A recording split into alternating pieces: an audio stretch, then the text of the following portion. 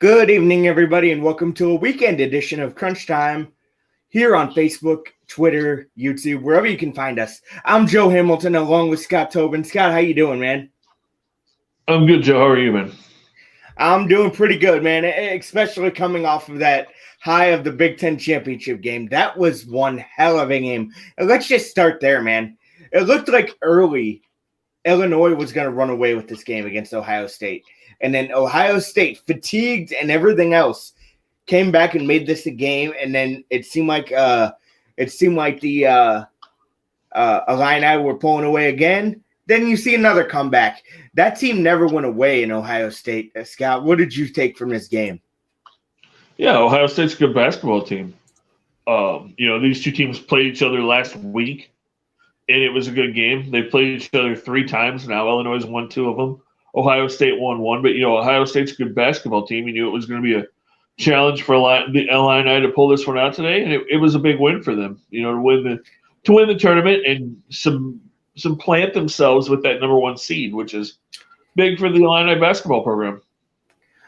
To have a great game without your best being the best in Ayo Dosunmu, that's got to be a big uplift for this Illini team heading into this tournament. Yeah, I mean, they've got a lot of weapons on that team. You've got Dosunmu and you've got Coburn, and you've got, they have a bunch of guys that can step up and play minutes and get points when they need them to, and that's what you have to be a number 1 seed and one of the best teams in the country. And at this point, you have to say Illinois is that.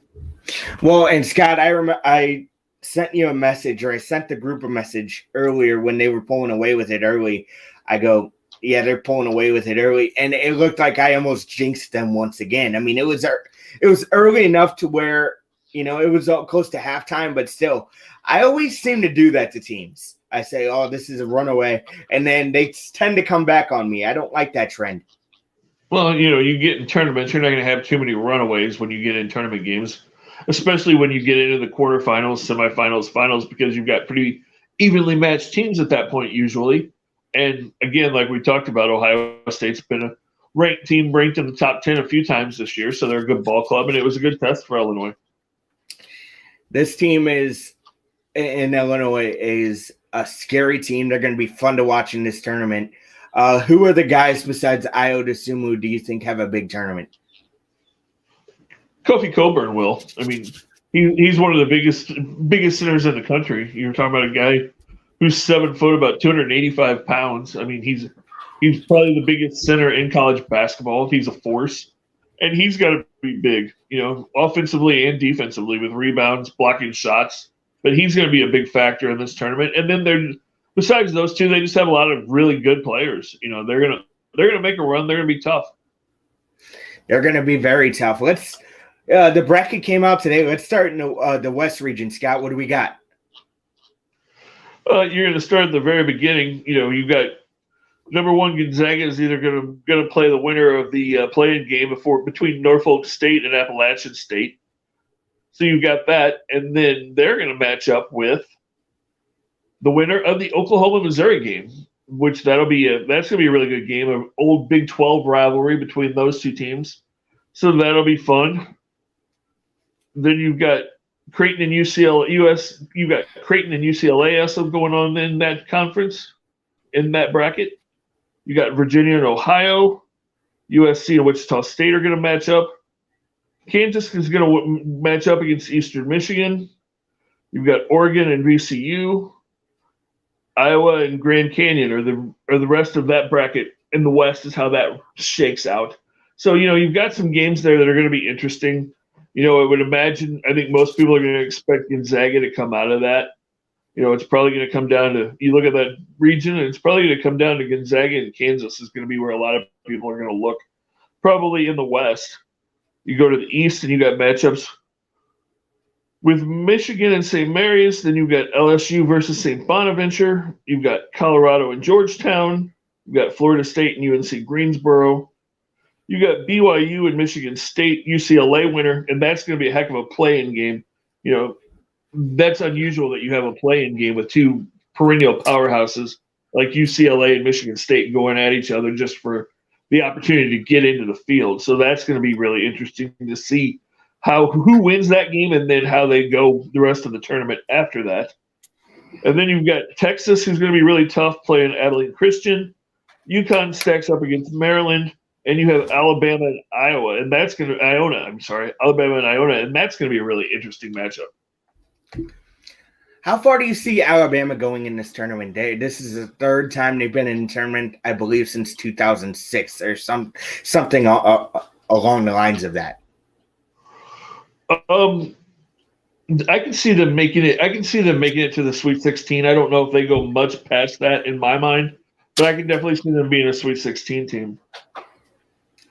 We have not seen a number one seed since you read the first two regions here. We have not seen a number one seed in the tournament win the tournament. Is Gonzaga that team that breaks that trend? I think it's possible. I think all four of the number one seeds in each region this year have a legitimate chance of winning. So I think any of the four of them could be the team that wins. So it's going to be really interesting as we look at the other side of that bracket.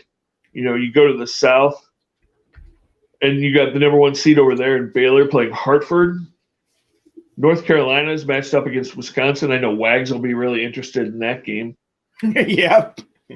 Then you've got Villanova in West Virginia, Purdue in North Texas, Texas Tech and Utah State, Arkansas and Colgate, Florida and Virginia Tech, and Ohio State and Oral Roberts round out that bracket. So you look at that bracket, and there's some tough games in there. There's some good teams in there. You look at Baylor, you think they'll probably go pretty far. Arkansas is in that region. You've also got Ohio State in that region. So the South is going to be really interesting because I think those are probably the top three teams that you look at and say any of those three could come out of that region. And then when you go to the Midwest, Illinois, like we talked about, is number one seed in the Midwest. They're going to meet up with Drexel in the first game. And then this could be really interesting because the winner of that game is going to play the winner of Loyola Chicago and Georgia Tech. And we all remember Loyola Chicago a couple of years ago. They were the darling, the Cinderella team with Sister Pat, the 102-year-old nun. She's 102 now. Their nun, their chaplain that's at all their games. So that would be really interesting if Illinois and Loyola Chicago matched up in that second round. That would be Illinois. That could be a trap game for Illinois if they did match up. Do you see that being the case, or maybe taking a team lightly? I don't think they're going to take anybody lightly. And like I said, Loyola has that reputation, that miracle run they went on a couple of years ago. So I'm sure that Illinois will be prepared for them, and they're a good ball club. That would be a fun game just because of that. Illinois versus Chicago, basically kind of a matchup. A lot of people in Illinois would be really interested in that. Going on in that Midwest region, you've got Oregon State and Oklahoma State. You've got Liberty and San Diego State, Syracuse and West Virginia. You got Morehead State and Clemson, and Rutgers and Houston. So that's how the Midwest kind of racks up. Again, Illinois is probably the clear-cut favorite coming out of that region when you really look at it. Oregon could be tough. Clemson could be interesting. Clemson's played good off and on, but I think Illinois is going to come out of that region. So, you've got some really good matchups. It's going to be fun.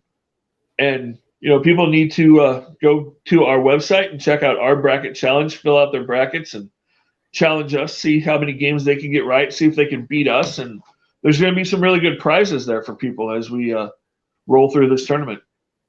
Are we close to figuring out what kind of prizes that we have, Scott? There's a few different things. We'll be kind of letting people know that. For one thing, I know there's going to be a T-shirt that's kind of a one-of-a-kind crunch time tournament T-shirt. That's going to be one of the things. But we're also working on some other stuff. There's going to be some bigger things, some surprises. So we'll talk about that a little bit more as we get deeper into this tournament run. I can't wait till we get to do our predictions. Maybe talk about our brackets and stuff. I guess that'll be later as we go on through this tournament. We talk about SLU not being in there. They're playing in the NIT as of right now. Are they the best team in that tournament? In your mind? They're in that top tier of teams that are going to be in that tournament. The NIT is the tournament for the teams that just miss out on the NCAA. But, yeah, they're probably one of the top 4 or 5 teams going into that tournament. And there's still a chance that SLU could get into the NCAA tournament because they're the third alternate. So teams have until Tuesday at 5 o'clock to let the NCAA know if they're able to pass all the health protocols to get to Indianapolis. And so if 3 teams would be unable to get in, then SLU would get into the big dance. So it's still possible we see SLU dancing next weekend. Speaking of teams that had to opt out of their conference, just conference tournaments, KU, that's a team always this time of year. They're gonna go far, or at least make a really good run to go far. Do you see that this year? They can make some noise. They can make some noise. I can see them getting to the Sweet 16. I don't know that they're good enough to go a whole lot farther than that, but I think they're probably a Sweet 16 team. That's good. I mean, what's a March Madness without KU? And speaking of which, what's a March Madness without Duke and Kentucky, man? When's the last time we saw that happen? It doesn't happen often. It's gonna be weird not seeing Duke and Kentucky. I hate Duke, so I don't mind not seeing them. I am a Kentucky fan, so that kind of bums me out. But I'm not heartbroken that Duke is not in the tournament. Is this a product of both programs struggling this year, or just a product of COVID period? Duke just had a weird year. You've got a bunch of. You don't ever think either one of those teams are going to struggle because they've got a bunch of 5-star kids coming in, but for whatever reason, neither program could really mesh this year. So, COVID probably had something to do with it, with practices being limited and that kind of stuff. And you've got all these one and done kids because they're such high talent prospects that are probably going to jump to the NBA that neither program could really just mesh and get into a rhythm this year. Yeah, and they always talk about. I was watching this on ESPN, and they say that those programs can never truly build. It's always those top recruit guys that come in for a year, then declare for the NBA draft. Does that hurt a school in your mind? I think it does. I mean, it's worked for a long time now, but I think it does because like you said, you can't really build anything. You're always rebuilding, and they do get the top athletes. But you look at it now, and the NCAA is kind of changing. Look at the teams that are the number 1 seeds. You've got teams like Baylor and teams like Gonzaga that get those kids that aren't the 5 stars. They're the 3 and 4 stars that go and stay for 2 or 3 years, and you can build a system and build a program. And so I think we're going to see that change a little bit. Plus, the talent is kind of spread out more than it used to be. It used to be everybody went to Duke and they went to North Carolina and they went to Kentucky. But now we're seeing people go to places like SLU, and they're going to Baylor, and they're going to Gonzaga, and they're going to these other schools. And the talent's kind of spreading out around the NCAA a little bit more in basketball than it used to. Yeah, that is for sure. Scott, the St. Louis Cardinals are having to deal with other injury issues with Kim was scratched with a back soreness issue. You have the Miles Michaelis thing. How does this affect the rotation? For the short term, Daniel Ponce de Leon and John Gant are going to go into those spots. And then we'll just have to see how long these guys are out. It sounds like, they talk like KK's back thing isn't too serious, but what concerns me more than anything else, and I talked to you guys about this in the group chat yesterday, is the fact that he hadn't gotten through more than an inning. He hadn't gotten through an inning in either one of his starts. So he really hasn't pitched hardly at all yet in spring training.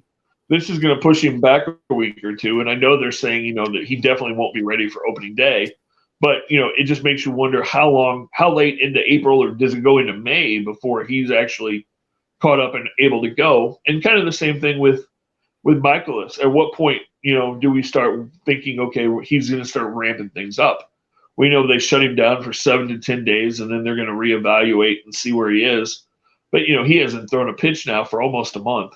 So, to think that we'd see Miles Michaelis, I think, at the earliest by mid-May, maybe, if everything goes right from here on out. But who knows how that's going to work? It's going to depend on what happens with him when they reevaluate him. And the same thing with KK. I think we just don't know until he tries to get into a bullpen again and sees if he's able to throw. And so, like I said, for right now, you've got Ponce and Ponce and Gant. They're going to fill those spots, and then you may have to, if it lasts longer than we think, then you may have to give Alex Reyes a start here or there, or maybe Johan Oviedo gets a start here or there, or a Jake Woodford, and you just kind of make it work until you get healthy, I think. Yeah, I would have to agree there. The fact is, outside of Wainwright and Flaherty, you really don't have any constants in that rotation. I believe Carlos Martinez was told he would be in the rotation by Mike Schilt. I could be wrong on this, but I think he has that fifth. Am I wrong on that? No, Carlos is in the rotation, definitely. Okay. I just don't want to confirm anything and be wrong about it. So thanks, Scott. Ding, ding, ding. Breaking news. Matt Carpenter gets a hit. Finally. I don't know if you saw that today, Scott, but I mean, that thing was crushed. Yeah, it was good to see. Hopefully, maybe he gets going a little bit. Hopefully, that'll help his confidence. But yeah, he hit that ball hard. And that's a good sign. You need him. You need to get some kind of contribution out of Matt Carpenter. That only makes the Bell Club better if he's able to contribute when he is out there. The one guy that is struggling that I'm starting to worry about, I know he's young, it's Dylan Carlson. He's been struggling this spring. He went 0 for 4 today with 2 strikeouts. So are you at all worried about Carlson? No, I'm not. We're still 2 weeks away from the start of the season. A little more than 2 weeks, actually, about 2.5 weeks. And, I think he'll be fine. If 2 weeks from now he's not hitting, then it's something you'll have to look at. But for right now, no, I'm not worried about him. As we talked about Wainwright, his last start, he went 4 innings, striking out 4. He looked in midseason form. What are you expecting out of Adam Wainwright this season? From what we've seen this spring, the same Adam Wainwright we saw last year. He hasn't given up a run yet in spring training in 11 innings. He looks like Adam Wainwright. He's been almost perfect when he's going out there and pitched. And so, I think we're going to see the guy that we saw last year and the tail end of the year before that. And I think he's just going to be Adam Wainwright. I don't have any concerns at all about Waino. So what else are you seeing in spring training that you like or dislike this far, Scott? Jack Flaherty's looked pretty good the last couple of times he's pitched, which is really positive. He threw 3 no-hit innings the other day, matched up against Max Scherzer, and he had a good bullpen session before that. And he pitched in a B game. So I'm feeling pretty good about Jack Flaherty. I think he's on track. And then you got to feel good about the outfield for the most part. Tyler O'Neill's hitting like crazy right now. Lane Thomas is doing all right. Bader's hitting pretty well, getting on base. Dylan Carlson, like you said, hasn't had the best spring to this point. But, again, we've got 2.5 weeks, so I'm not really worried about that. I think he's going to be fine. And then everybody else, for the most part, is just getting their work in. That's the thing. I don't ever really look at spring training numbers. As long as everybody's healthy and they're getting out there and they're getting in bats and getting ready for opening day, that's all I really care about.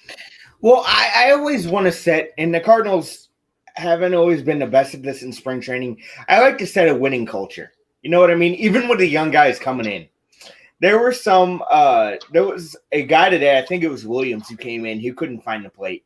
And it kind of was like disheartening to me because Yadier Molina was behind the plate. If anybody can wrangle in young pitchers, it's Yadi. Just certain guys that probably will make the big leagues, right? Who was it? I'm sorry, who was pitching? Trevor or some Williams. I don't even know who he is. Yeah, so that's not something you have to worry about because that's somebody that it was a minor leaguer. It's not somebody that's going to be on the roster on opening day or anything like that. So I'm not worried about it. And I'm sure people are going to say, oh, Jordan Hicks threw 22 pitches. Again, he's looked really good in his bullpens. It was his first game action, and his stuff was all right. His velocity was there. He's just getting back into game shape and getting worked out. So I know some people are going to be worried about that. I wouldn't be. From everything I've heard, Jordan Hicks has looked amazing this spring. So, again, just trying to get in game action and get himself ready. We got to remember that he hadn't pitched in an actual live game in a year and a half. Scott, the one thing that I will say, I wasn't upset about that at bat at all. That Luis Guillorme, you got to give that guy credit. You have to give him credit to stand in there and foul as many pitches up as possible against a guy like Hicks. There has to be a lot of credit due there. I don't think it's a worrisome sign at all. I just think it's two guys going at it. That's what I love about baseball. Right. Ultimate test match. Yep. And like I said, again, Hicks got out there, threw a bunch of pitches, and felt good. So that's the main thing you can take away from that is that he feels good and he's getting ready. So that's all a plus for the Cardinals. Yeah, it was kind of funny. I was watching the game today. Yadier Molina was batting third. Did you get to watch any of that? I didn't see any of it today. I know they've moved him around in the lineup quite a few times, and it's spring training, so there's not much to take from lineup construction at this point. They're just getting guys in there to get some at bats. I'm looking forward to seeing Nolan Arenado in the lineup tomorrow. Cardinals are playing at home against the Nationals. It's going to be a fun game to watch. I like watching spring training games, period. I just don't like MLB Network replaying spring training games. Why can't you play the live games? You know what I mean? I just can't watch a game that's already happened. Are you the same way, Scott? It depends. It depends. Sometimes I'll watch it again. I have a hard spring training. I usually watch, the first 3 or 4 innings, and then when the regulars go out, I don't pay as much attention. It's a practice game. I mean, it's nice to see guys get out there and get work, but I don't pay a ton of attention to spring training games. I know. I want to this year because we saw so much of this Cardinal organization that are close last year. So most of those guys are going to get a lot of innings this year because they had so much experience last year. That's why I pay attention to this spring more than normal. Does that make sense? Yeah, no, I get it. I get it. But yeah, I'm just anxious for the season to get here. Like I said, we're just about 2.5 weeks away now. So ready for opening day in Cincinnati. Let's get this thing going. Yeah, let's get this thing going, man. I'm so stoked for the season. It's going to be a fun season. Scott, they were doing 30 for 30 or 30 clubs in 30 days, and today's club was the Cincinnati Reds. Are we at the point where we're going to say they suck again? I mean, not again because they've always sucked, it seems like. Seems like after the whole Brandon Phillips era ended there. I'm not going to say they suck. A lot of people were really high on them last year. I wasn't as high going into last year on them as a lot of people are. They're going to be all right. They're not going to suck. I mean, they still have a bunch of guys that can hit. They still have a couple of pitchers in that rotation that are pretty good. They lost Trevor Bauer, but you still have some guys in that rotation that are pretty solid, and you still got a pretty solid lineup. So I mean, they're gonna be okay. I mean, again, we can say all kinds of stuff in spring training until they start playing regular season games. We don't really know. Yeah, until they start playing regular season games, you gotta wonder if a guy like Joey Votto has left, because last year wasn't a great year at all for Votto standards or anybody's standards. What does this guy have left? Does he have anything left? Oh yeah, he's got stuff left. You got to remember, last year was a weird year for a lot of people. Look at all the superstars that struggled last year. I mean, Nolan Arenado didn't have a good year last year. Christian Yelich had a bad year. Lots of guys had bad years because it was just a weird season. Joey Votto is going to put up numbers. He always does. We've heard he's changed his stance a little bit, going to try to hit for more power this year. A couple of years ago, he kind of went away from the power thing and decided he was going to be an on-base guy more. But apparently he's adjusted again, and now he's going to try to be more of a power guy. So we'll see how that goes. And they can hit in that ball club. You've got some guys that are going to smash the ball in that Cincinnati lineup. So if they get some pitching, they're going to be in the hunt. Yeah, they're going to be in the hunt, but we don't know how long for. The one team we got to pay attention to is Milwaukee, but we'll get to them in a later show.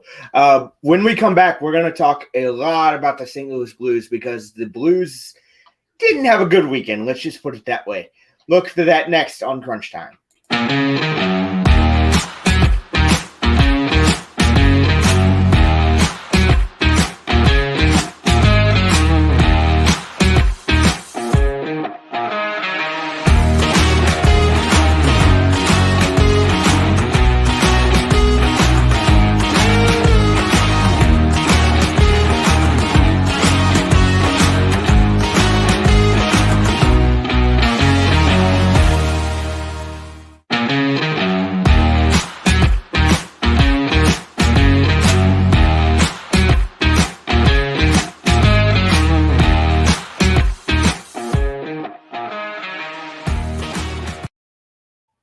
Welcome back to Crunch Time. Scott alongside Joe. Joe alongside Scott, excuse me. I did it. I never thought I'd do it, but I did it, Scott. Am I you now? No. No, you're not. I'm just giving you crap. Yeah, I understand. I know. But we go to the St. Louis Blues, and they did not have a good weekend. Lost both games on the weekend to the Vegas Golden Knights Friday night and then Saturday night. Friday night was a good game. They lost in overtime. Jordan Binnington kept them in that game. I mean, Vegas, to me, was the better team this weekend. The only reason the Blues were in Friday night and made that a good game was because Jordan Binnington. Billy Husso on Saturday did not look good, and I'm starting to question if Billy Husso's even an NHL backup at this point. So, Scott, what do you make of this Blues team right now? They're struggling mightily. Again, like we've said a million times, Don't get hot. You can't say they're struggling mightily because they had a really good road trip, and then they come home and have 2 off nights, and you can't all of a sudden go, oh, they're really, really good. Oh, no, they're horrible again. You got to remember all the players that aren't on this team right now. You're missing some of your biggest stars. And the game Friday night was rough. They had the lead a couple of times, and you said Binnington kept them in that game. He also twice the Blues got a lead, and then 30 seconds later he gave up a goal to tie it. So he didn't play great Friday night. Because the Blues did score 4 goals. You score 4 goals, you should win games. So you can't say that Binnington played a great game on Friday night. And Husso, we've talked about it. He's a rookie. Rookies are going to have issues. You got to remember he's still only what was that? His 5th start in the league. His 5th start in the league. But Scott, I do have to say before you go any further, the defense in front of him, I can't blame him all the way. I totally get you on that aspect too. The defense in front of him just didn't show confidence in him at all. They didn't play well in front of him, and when a defense doesn't play well in front of you, you're gonna struggle. So I get it. Yeah, and they probably don't have a lot of confidence in him yet because he's a rookie, and they're trying to compensate for the fact that he's a rookie, and you try to do too much and things go wrong, and so there's a lot that goes into that. I'm not ready to say that Husso's not a backup NHL goalie. He's still really young and trying to really get himself established. So you got to give him time. And again, it goes back to the fact, the Golden Knights should be a better team than the Blues are, because they have other than Petro, they have most of their normal team out there where the Blues don't, and they might have been a better team full strength than the Blues anyway.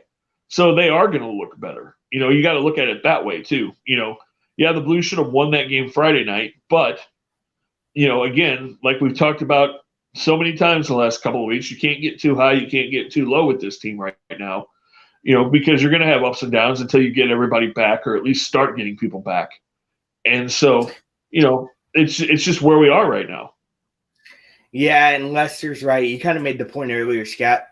The Blues have to do something to quit giving up 5 goals a game. Like you said, if you score 4 goals a game, you're going to win that game 95% out of 100%. So you need to do better in terms of goal prevention. That has some to do with the goaltender. That has a lot to do with the defense. What it has to do with the goaltender, in my mind, Scott, is rebound control. If you don't have rebound control, you're going to give up a lot of goals. Yeah, and the Blues have given up a lot of goals this year. I mean, they have. They're Bennington, and I said this the other night, Bennington's played pretty well, but there's also been a lot of games where the Blues have had leads late, and he's given up those leads, and they've gone into ties, or they've lost in overtime, or so there are a lot of games that the Blues had in hand that they haven't come away with wins in the last couple of weeks.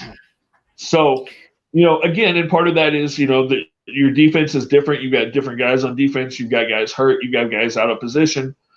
Still have new guys on this team trying to figure out what their role is. There's a lot that goes into that. But, the Blues are still trying to find their way. And, for the most part, they've played pretty well with considering all the injuries they've had. This weekend wasn't pretty, but before this weekend, we were praising how well they played on that road trip. And for whatever reason, they're playing a lot better on the road than they are at home this year. Scott, that's been the MO of this team, healthy or not, the past 5, maybe 6 years. But they play really well on the road, and that's usually been a playoff narrative too. Yeah, but they usually play better at home. They're just not playing very well at home right now. Did I hear that right, Scott? They've lost like their last 7 at home, something like that? Something like that. Yeah, I'm not sure the exact number, but I know it's quite a few. Yeah, so the Blues need to turn it around. They go back on the road, which could be a good thing for them for a 5-game road trip starting Monday in Los Angeles to face the Kings, facing them Monday and Wednesday. So what do the Blues need to do in your mind? I know you got to watch a little bit, Scott. What do they need to do in your mind to adjust? What are the adjustments they have to make? They just have to play better hockey. What like we've talked about a million times, when you can't get a lead in the game and then 30 seconds later give that lead right back up again, which we saw happen Friday night. You get a lead, you've got to put your foot on the gas, and you can't relax a little bit and let it up. And we've seen the Blues do that a lot this year. We've seen them get a lead, get a goal lead, get a 2-goal lead, get a 3-goal lead, and then it's like they take their foot off the gas, and the next thing you know, the game's tied or they're behind. So it seems like they start out slow and then they can't finish either. So that's been an issue this year. So, they've just got to, again, a lot of new guys, a lot of new system, a lot of injuries. Like we've talked about for the last 2 or 3 weeks, they just got to try to keep their heads above water and stay right there in contention until they can be a fully healthy team again.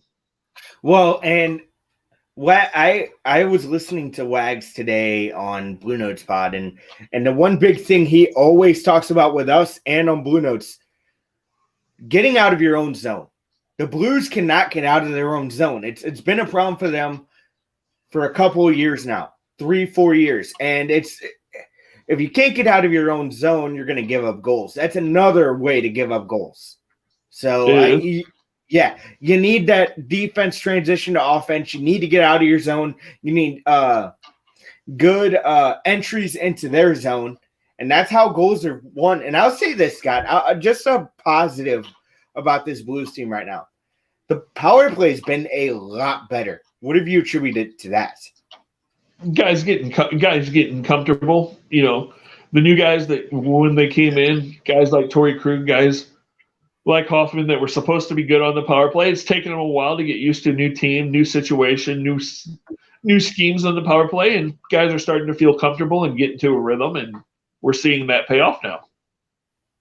Yeah, we're seeing it pay off, and hopefully the power play can continue to go rise up to the ranks. Well, we're going to take another break here, and we're going to be talking some NFL because there were some big time news stories today. So stick with us on Crunch Time right after this.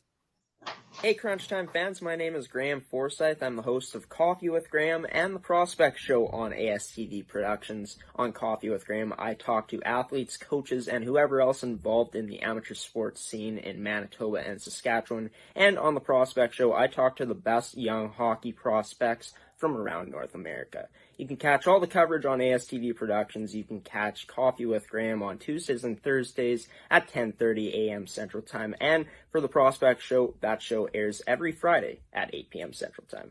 Hope to see you there. Have a good one. Welcome back to Crunch Time, and let's talk some NFL because a free agent has re-signed, and this is a shocking one, Scott. How did I know this is how you were going to start this segment? Go ahead, Scott, because this is the most shocking to me. Because remember us talking before. Just put that in the back of your mind, Scott. Hold on. So Aaron Jones has signed a four-year contract with $48 million with a $13 million signing bonus. He is re-signed with the Green Bay Packers. That shocked me because the Packers are way over the cap at this point. There has to be some, corresponding moves. Scott, your instant reaction to this? I was surprised because the Packers overpaid for Aaron Jones in my mind, for one thing. Are you serious?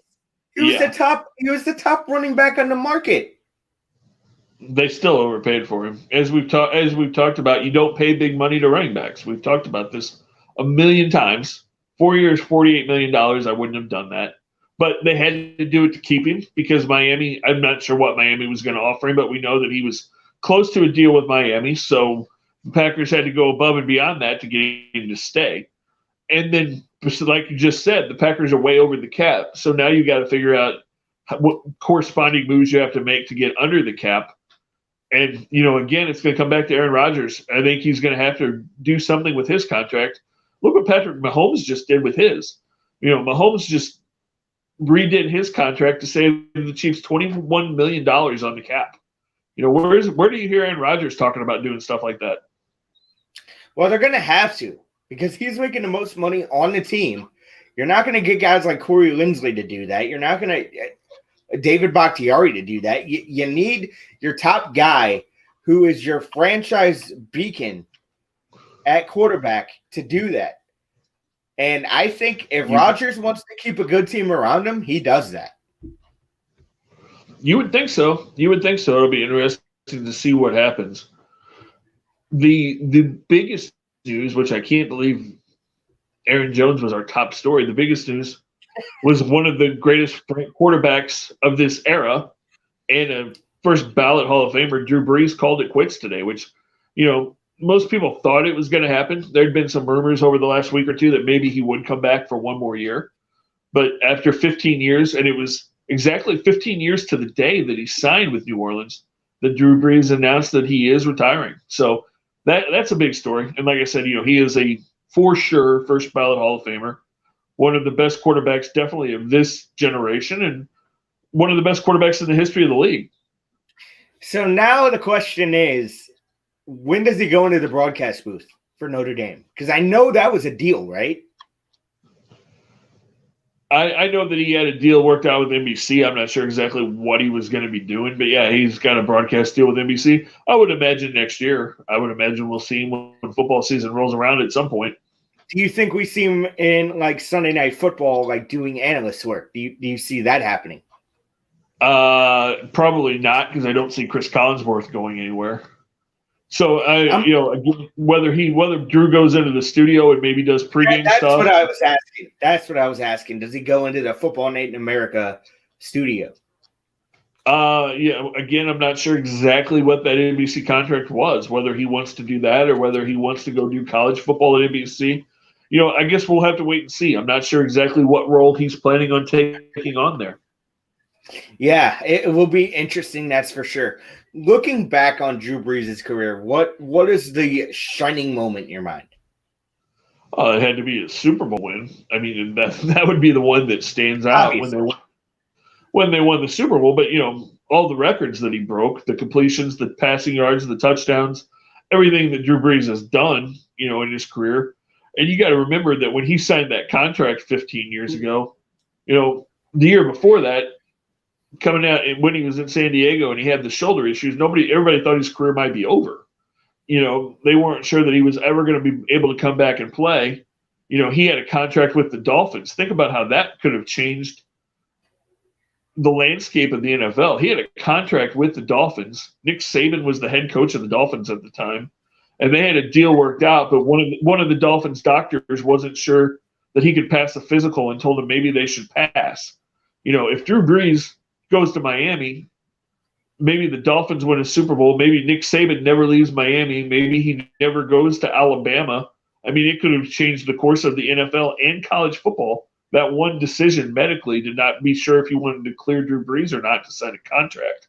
So, I mean, it's funny how the things work, but he ended up going to New Orleans, and that worked out. That worked out pretty well. And people think back to when Drew Brees got drafted. The Chargers had the first pick in that draft that year, and everybody thought they were going to take Michael Vick. They traded that pick to Atlanta. Atlanta took Vick. The Chargers moved down, took LaDainian Tomlinson in the first round, and then drafted Drew Brees in the second round. And so, I mean, a lot of things that have happened in Drew Brees' career has affected things that have happened in the landscape of the NFL over the last, 19, almost 20 years. Why do you think Nick Saban didn't stick in the NFL? Because Miami wasn't any good. He didn't have a quarterback. They didn't have a good quarterback. They didn't have a good offense. That's what I said. If Drew Brees would have stayed, it would have changed everything. And Saban basically said that. Saban basically said that himself last week in a press conference. Yeah, it would have been fun to see what Nick Saban could do in the NFL realm. What are some of the other things you're hearing in the NFL, Scott? Again, there's just a lot of chatter, not anything really definite. We're going to start hearing a lot of more defined rumors in the next couple of days because free agency actually kicks in full force this week. I guess Thursday, team players could actually sign. So we'll start hearing some things. I mean, the Juju Smith-Schuster stuff. There's rumors that he may go to the Raiders. There's rumors that he may go to the 49ers. Doesn't sound like he's going back to Pittsburgh. Just a lot of stuff. Jadeveon Clowney potentially going to Cleveland or Baltimore. There's just a ton of rumors. And then there's a lot of quarterbacks. We're going to see all of those moves start happening here shortly, probably. Guys like Mitchell Trubisky and guys like Jameis Winston. And what are those guys going to do? Where are they going to go? It'll be interesting. It was interesting today. I read a thing that Houston's, like we've talked about a million times, probably is not going to trade Deshaun Watson. Whether Deshaun Watson sits on the bench all year or whatever. But I read a report that if for some reason Deshaun Watson wasn't there, Jameis Winston was the quarterback they would like to have in Houston, which I found that really interesting. I'd find that interesting too. And you go back to the Drew Brees' forever team in the New Orleans Saints. Taysom Hill restructured his contract. Now, what are the Saints to do at quarterback? They still want to sign Jameis Winston. Winston's still the Saints' number one choice. So, there'll be some other guys in there. Yeah, Taysom Hill redid his contract, I think, 4 years, and I forgot how many millions of dollars. What was it, 160? 140? Yeah, but each year the contract can void. So it's basically just to move money around to clear the cap to try to get them even. He's never going to see that kind of money. He's not that kind of player. He's never going to see that kind of money. That's just a way for the Saints to move the salary cap around. I mean, if the Saints were going to pay Taysom Hill $100 million, people would say they're absolutely crazy because he's not that kind of player. He's just not. No, he's not. And, Jameis Winston would fit that system. Do you see the Saints moving up to draft a quarterback? I mean, do they have any draft capital to move up? I don't think so. I think they're going to try to keep Jameis. I think, they brought him in last year to learn the system and be ready. And he's still really young, so I think Jameis Winston probably ends up staying in New Orleans. Cam Newton stays in Foxborough for one more year. What do you make of that move? That surprised me a little bit. I didn't really think that would happen. But, that just tells me that Cam's the placeholder and they're going to draft a quarterback somewhere in this draft to be the future quarterback of the New England Patriots. And Cam's just there to get him through another year or so until that guy's ready. So, Scott, who's that quarterback? Who are some of the guys that would work under Bill Belichick's system that you can think of? Can you think of anybody? Yeah, we talked about this in the group chat the other day too. The guy that Wags and I disagreed on this. Wags went with Trey Lance out of North Dakota State. I think the guy that fits perfectly and would be exactly what Bill Belichick is looking for is Mac Jones out of Alabama, because he's a system quarterback. He's a pocket passer. I mean, he played for Nick Saban. Saban and Belichick basically run the same system. Saban was an assistant under Belichick, so it's off that Belichick tree. So I think Mac Jones makes the most sense to go to New England. Now, whether he's there when they draft or if they move up to draft him, that's another thing. But I think he would be the perfect option for them. Now, if the Chicago Bears do move on from a guy like Mitchell Trubisky, what kind of quarterback do they need in terms of style, in terms of play style? It depends on what they want to do offensively. I mean, you see rumors all over the place that the Bears are trying to put together a package that the Seahawks can't say no to for Russell Wilson. I don't really see that happening. They may try. I don't think that's going to happen. The guy that I think is going to end up in Chicago, and I've said this for a while now, I think Sam Darnold's going to end up being the quarterback in Chicago. I think he would thrive in Chicago, but again, he's going from a system with minimal weapons to another system with minimal weapons. So they'd have to do some work. So, well, and again, that's the thing is, I don't think the Bears can go get Russell Wilson because you're going to have to give up a bunch of draft picks, and then you bring in Russell Wilson and you're not able to build around him. You're not going to have to give up nearly as much to get Darnold, and then you still have most of your draft that you can go bring in draft picks, and you'll still have money under the cap that you can sign free agents to bring in weapons around him too and build up that offensive line. So I think Sam Darnold makes the most sense in Chicago.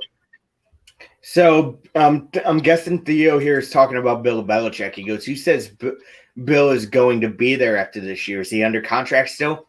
Go ahead, Scott. Belichick's not going anywhere. He's going to be in New England. Robert Kraft's not going to move on from Bill Belichick, and Bill Belichick's not going to leave until he can prove he can win without Tom Brady.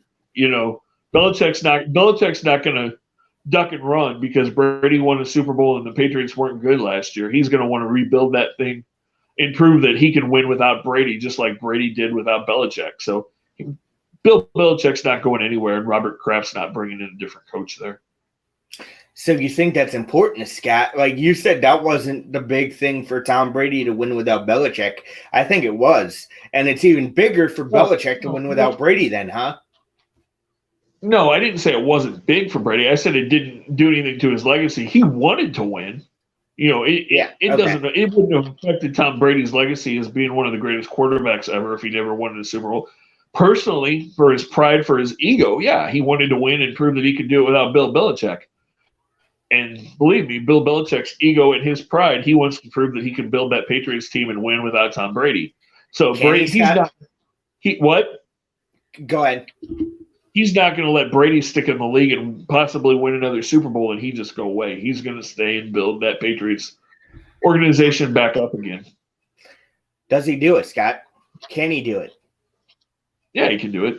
Can he win without Brady, you think? He can be a playoff team. The Super Bowl comes down to luck so often, who wins the Super Bowl.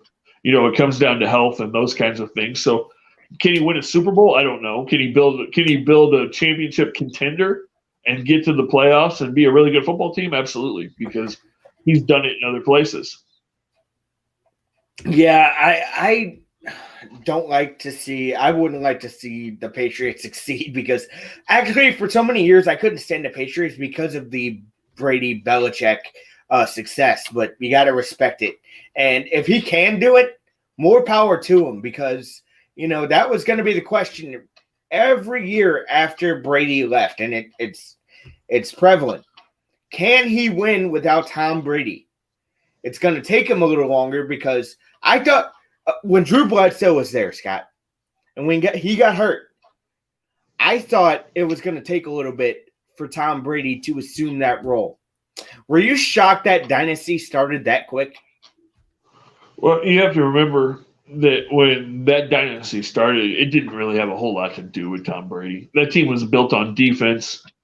And then Brady was a game manager for the most part those first couple of years. I mean, yeah, he made some throws, but they were a defense, tough, low scoring, control the line of scrimmage type teams. And Brady was just the guy that was at the helm of it. But the defense basically was the identity of those early those early Patriots teams. And so there wasn't a whole lot of pressure on Brady early. And then, they brought in guys like Wes Welker came along and Randy Moss came along, and, the offense opened up and it changed a little bit from there on, and Brady became the focal point. But he definitely wasn't in those first few years in New England. He was just the guy. But yeah, the Patriots can definitely do it. And you got to remember too, last year they had a whole lot of guys that opted out because of COVID. So they're going to get a bunch of guys back on the defensive side of the ball, more than likely, that weren't there last year. And, they're going to add weapons. They're going to do stuff through the draft. And I don't want the Patriots to be successful in any way, shape, or form because I can't stand Bill Belichick. But I think he will. I think they will be right there on the cusp of the playoffs very soon. Scott, what do you see happening in San Francisco? Do you think Jimmy G stays there? I do now. I thought he was going to go to New England, but since Cam's there, that's obviously not going to happen. So yeah, I think they stick with Garoppolo. They may draft a quarterback. They're not going to draft anybody in the first round or anything, but they may draft a quarterback in the third or fourth round, a developmental type guy that they see what they have in a couple of years. But yeah, I think Jimmy G's there. So you think he's there for at least a couple more years then, huh?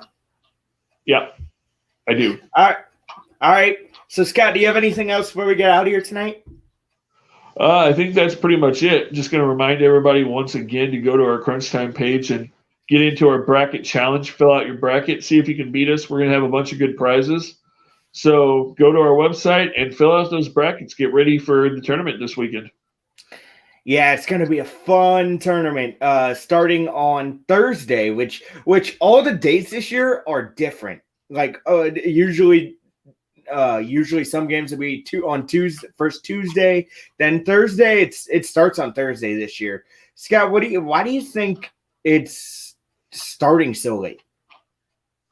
It's starting on Thursday because everything's in Indianapolis and they're doing it different. But yeah, the playing games are normally Tuesday and Wednesday, and then the first round game starts on Thursday.